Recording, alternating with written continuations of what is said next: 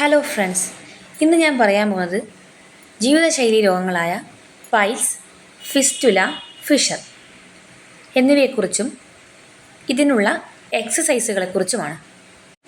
നമുക്കെല്ലാവർക്കും അറിയാം, ഇന്നത്തെ ജീവിതശൈലി എന്ന് പറയുന്നത് പഴയതുപോലെയല്ല. ഒരുപാട് മാറ്റങ്ങൾ വന്നിരിക്കുന്നു. ഇന്നത്തെ നമ്മുടെ ഭക്ഷണ രീതികൾ തന്നെ എടുത്തു നോക്കാം. ചെറുപ്രായമുള്ള കുട്ടികൾ മുതൽ എല്ലാവരും ഇപ്പോൾ കഴിക്കുന്നത് ഫാസ്റ്റ് ഫുഡാണ്. എണ്ണയിൽ പൊരിച്ച പല വിധത്തിലുള്ള ആഹാര പദാർത്ഥങ്ങൾ, ഇതൊക്കെ നമ്മുടെ അവയവങ്ങൾക്കൊക്കെ പല മാറ്റങ്ങളും ഉണ്ടാക്കുന്നു.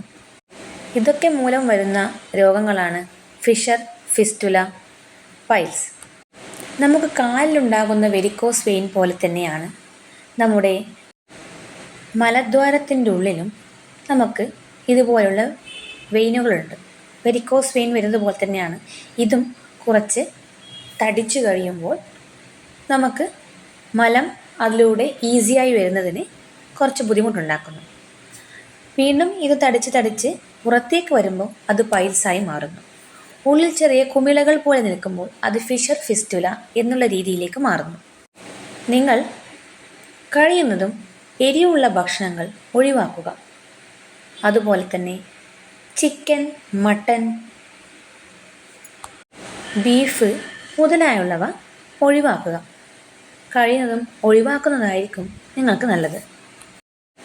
ഇനി നമുക്ക് പൈൽസ്, ഫിസ്റ്റുല, ഫിഷർ എന്നിവയ്ക്കുള്ള എക്സസൈസുകൾ കാണാം.